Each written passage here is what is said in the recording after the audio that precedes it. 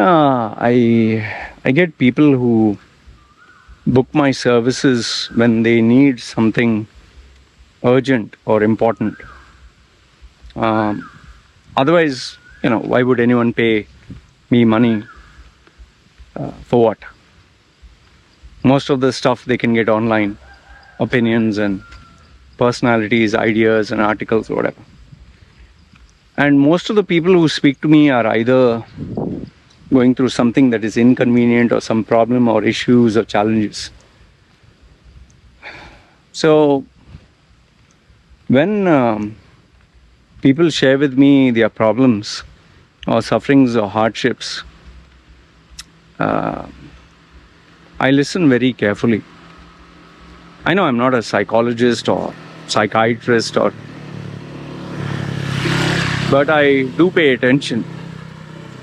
And one of the reasons I'm able to relate to people is because even I've gone through not much, but a little bit of suffering. We can't measure whose is greater or whatever. But I've been through enough and more suffering whereby because I'm surprised I'm still alive. Okay, right from the time of being a child, from being a small boy to, and you know my story, I don't have to tell you. Sexually molested, raped, beaten, bloodied, bruised, broken, criticized, just lost in life. And yes, to the point where age of 36 lost everything and decided to end his life. See, one thing about hardships now, the suffering. When you suffer, you'll suffer alone. When you suffer, you will suffer alone. Nobody wants to suffer with you. It's very unpleasant. Like some people say, when you have a luxury car, everyone wants to sit with you and experience the experience of being, wow, Bugatti or Rolls Royce. They want to, hey man, cool, let me come join you for a drive. But when you have to take a cycle, or you have to go walking, or you're driving a pickup truck, I don't think any people are dying to sit with you and experience, hey, what it is to sit on a cycle or pickup truck. Now, this actually happened, by the way.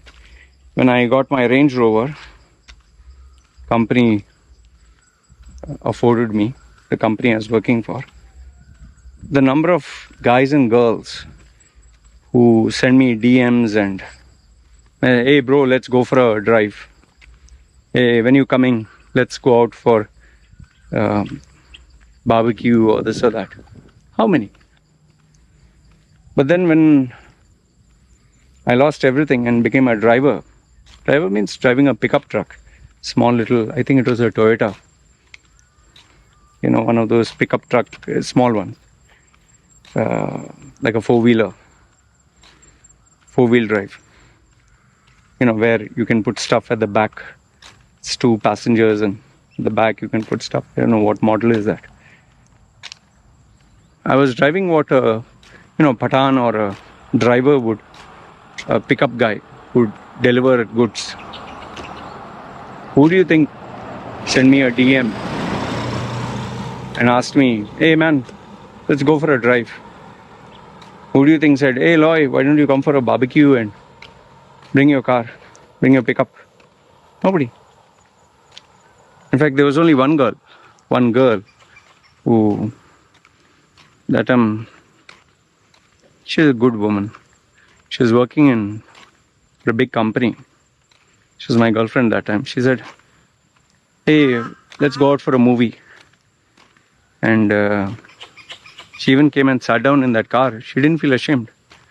And I broke down and cried because just a few months ago, I was driving a Range Rover and she was sitting with me. And I was in this thing and I cried. I was ashamed. I was broken. Never happened to me. I said, how can you sit here? And she said, it doesn't make a difference. You're still the same guy. And upon my request, I was too ashamed. We took her car. She had a small little, Nissan Tida.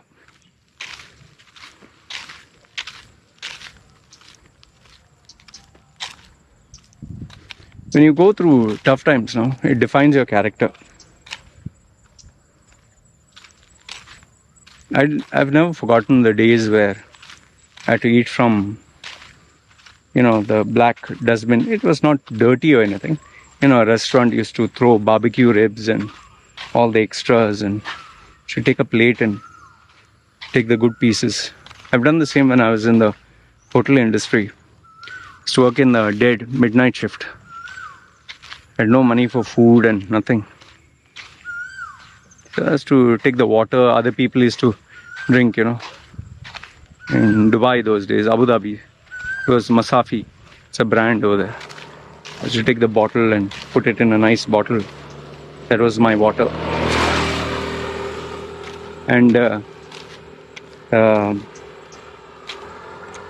tandoori pieces and all that, chicken and nice slices of bread, whatever I could salvage, because it was like a buffet. Obviously people wouldn't eat all, no? So they would throw in. Thankfully sometimes they would just bring the plates, and there was bits and pieces in the plates, good looking pieces. I would take them aside. And maybe that is why today when we buy oranges or fruits, even if the orange is half spoiled, we'll cut off the part and eat the rest. My wife has not gone through all this, so for her, if half spoiled, she'll throw the whole thing. I say, why do you throw? Paid money, For me, it's, the value. Like even if little rice is there, I'll say, don't throw. Either we can eat it, or we can even, instead of throwing, give it to the dog, little bit. I know you might say, hey, what cheap mentality. See, in tough days, that's my problem. That's why I don't like to throw. Sometimes you'll be surprised, even if there's a fried piece of chicken, like a KFC, and it falls in the ground. It's not ground as sand and falls below the table. Dust it and keep it back. That doesn't mean if the curry falls down on the floor and all that, I'll sweep the curry and eat. No. Common sense.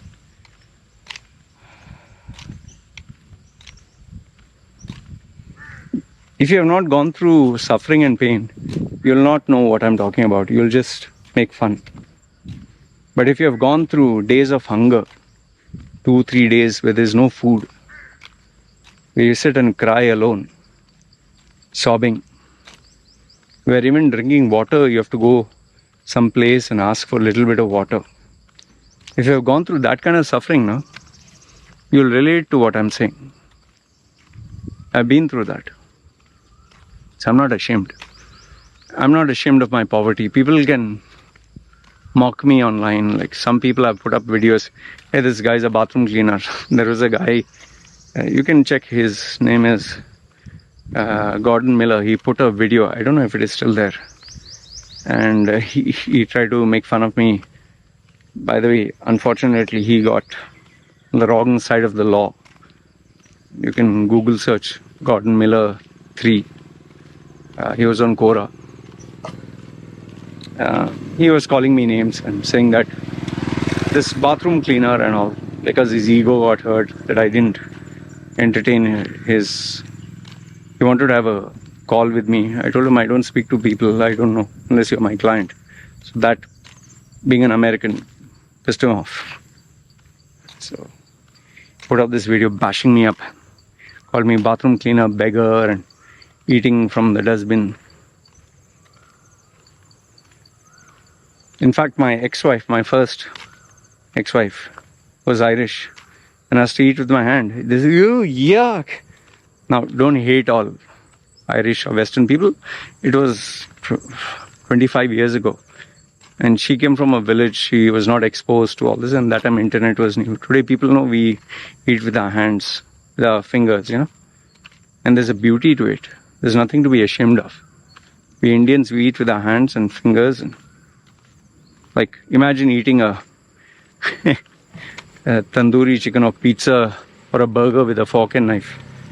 Yeah, someone who was born and raised like with the elite class, like British, eat with a fork and knife and would you like a cup of tea?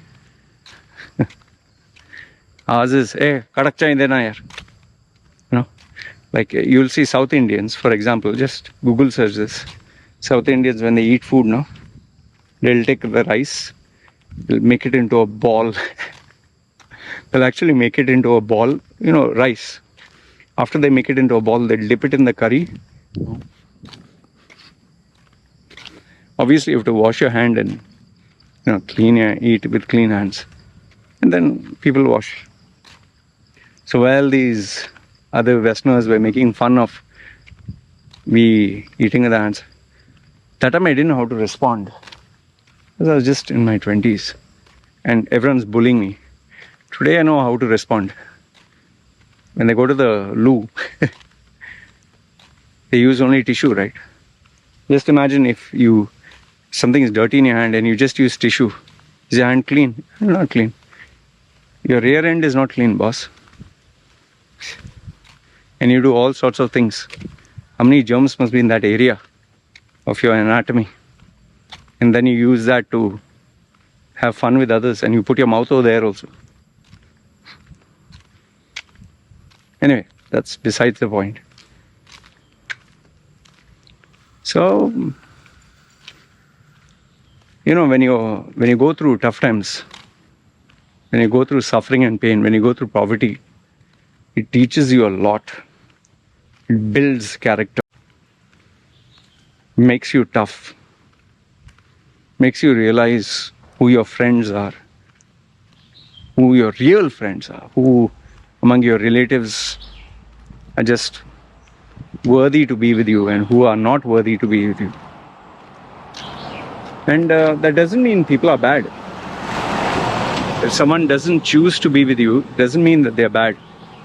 Like for example, if I know somebody and he's going through tough times, and I choose not to be with him because I'm focused only on my business, doesn't make me a bad guy. Just that I choose not to be with him. Maybe he will feel, oh Loy, I thought you're a great guy and you're not with me in my tough times. Yeah, for him, I'm a bad guy. But I'm not meant to be with him in that circle. In the same way, for me, if someone doesn't want to be associated with me in my tough times or help me or assist me, means they're not meant to be in that inner circle of trust. They're not meant to be. That's why I keep very few. Or the only friend I have is maybe my wife, maybe one or two relatives, and one or two I can count, 1, 2, 3. And that much is enough for most of us. We don't need more than that. Because more than that is not practical. It's not feasible. How will you maintain relationships? How will you keep in touch? It's not humanly possible.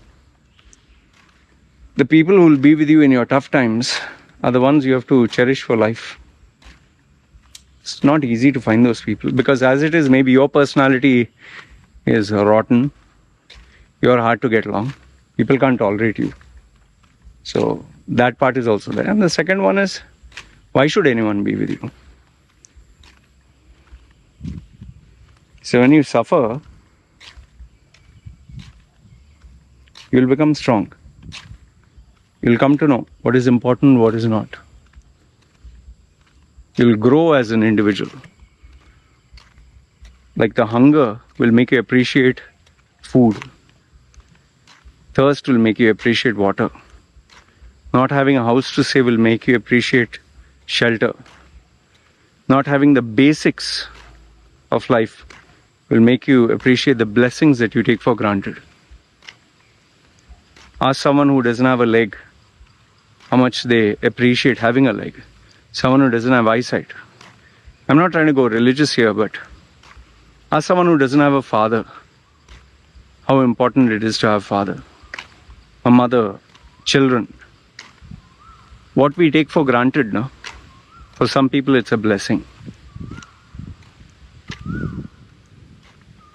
My daughter may not understand the value of, buying a watermelon or an orange.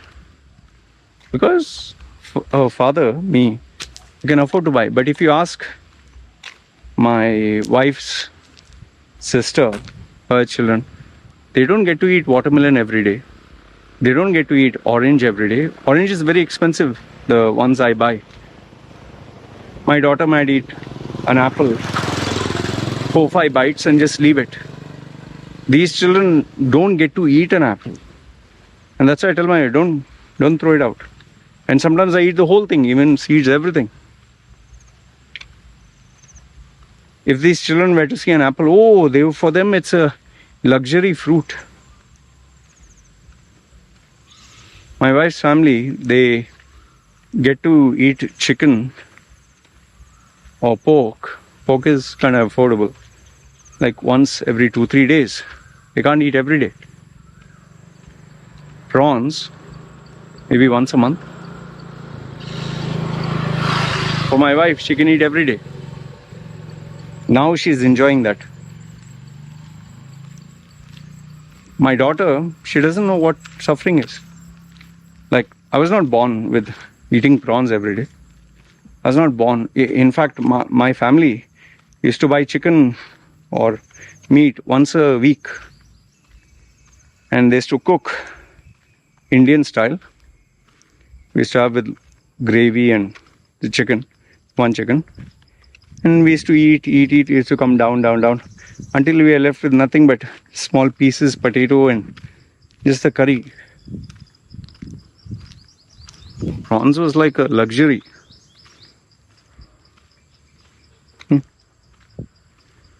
You don't forget those moments, you know. So the thing which I'm trying to tell you is like, see, you want to grow in life now, you have to suffer. And then you'll understand what is important, what is not important. You'll grow up. That is where the actual education starts. That is why first generation parents who come to a new country, very focused. The second generation, slightly soft. Third generation, totally useless. It's the people who suffer who really appreciate and value things. I don't expect my daughter to understand what it is to sleep without an AC, without a fan. What it is not to be without food for days. I mean, I'm there, no? If I die, well, then it's a different question. But I can assure you, no great person who has achieved anything great in life came from a elite family. All those people who suffered only achieved greatness. Who came from tough, really tough childhood and, upbringings. Because that fire is there. That's why today's generation whose only suffering is, I didn't get enough number of likes and comments. Oh, this offended me. This hurt my feelings. That's the only suffering that they have. Oh, I don't know what to post on Instagram. I don't have a new dress. Oh, my friends went. I didn't go. The latest iPhone I didn't get. I watch. Believe it or not, there are some people who literally are upset about all this. But ask someone who has to work to feed themselves every day. If they don't work, they don't get food. You think they're bothered about likes, comments? You think they're bothered about how many followers they have? You think they're worried about, oh, you hurt my feelings? No. When you suffer, only then you achieve greatness. And nothing great in life you can achieve without suffering. Like, for example, you want to have a good physique. The suffering is not eating pleasurable foods. The suffering is exercising. You want to get good marks in the exam. You have to suffer by being alone, not going out with your friends, disciplining yourself. You want to be good at karate or MMA or a competition. You have to spend those hours, days weeks, months, years, grinding it alone. You want to achieve anything great in life, even if it is in your company, you just endure it alone, man. You just suffer. Nothing great will ever come if you don't suffer.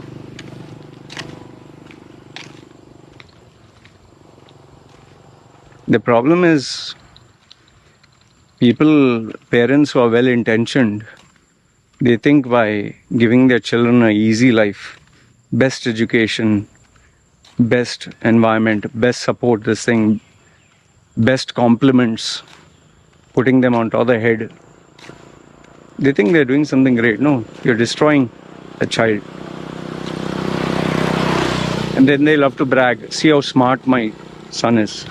See how smart my daughter is. Oh, Loy, you will not believe. Sometimes my daughter and son gives me advice. Such parents now. When I talk to the kid, I puncture the kid in seconds. And the kid is like almost in tears. And they realize, hey, the kid can maybe impress you. Only you. Not me, not the world. Your kid is a nothing and nobody. You're just in La La Land because you're biased towards your kids. Your kid is number one where? State, like what, in the country, statewide or national or regional or international, what? Nothing, right?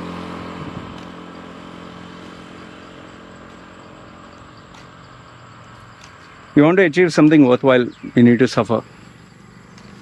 You want to build character, you need to suffer. You want to make money, you need to suffer. You want to build a physique, build a business. You want to know who your true friends are. You want to know what you're made up of. Everything you have to suffer. Without that, you'll never achieve greatness. Nothing great that has been achieved in this world has come by easy way out. I'm pretty sure if you have anything worthwhile to share with me, you have put effort. Whether it's losing weight, whether it's the marks in your exam, whether it's the position that you occupy in your office. And if you have gone through suffering, you will know that when you go through a tough time, none of these friends are there. None of these relatives are there. None of these whatever. And that will make you a man or woman of substance. And then, unless you're shameless or something is wrong with you, you'll never go back to being that same person again. If you go back to being the same person, means you're not suffered enough to change. In my case, I had enough throughout my life. Now I'm no longer a fan of, getting back to zero. That fear is there enough. When you fall down so many times, automatically you realize, oh shit, okay, I do this, I'll fall. Like for example, these kids were just not driving the scooter. Right now, they don't know what it is to fall down. They don't know what it is to get hurt. Once they hit something or fall down or get a little injury, oh, drive safely. Oh, it's not good to drive fast. Oh, should put helmet. And sometimes if none of this happens, you get the discomfort of, like for example, police will stop you, fine you. 2-3 times you get paid, they're like, enough, yeah. So sometimes life also knows how to teach you a lesson. That is why when children or youngsters or even my clients, anyone, after telling them 100 times, they don't listen, I let them. What to do? That's the only way they'll suffer, right? And only after they suffer, then they realize. Anyway, all I want to tell you is, If you're suffering right now, take courage. It'll make you stronger. Keep at it. This too shall pass. But if in case you're not suffering, then take it upon yourself to discipline yourself. Suffer in a way that can incentivize you to achieve greatness. It can be studying for an exam, it can be a position, it can be keeping fit, it can be anything. Or if you have none of these, the only suggestion I'll give you is go to a hospital, where there are people dying. Go to the poor village. Go to some orphanage. Go someplace. Don't go for a holiday. Go to see how these people are. And when you see other people suffering, you'll realize. That is why I go to the village, my wife's village, once every few months, to remind myself what is being in a village, what is eating simple food, what is sitting in the toilet. You have to sit down. There's no, American toilet kind of thing. That's how you learn. Anyway, that's all I wanted to share with you. Let me know your thoughts in the comments below. Good, bad, ugly. Okay? You guys take care.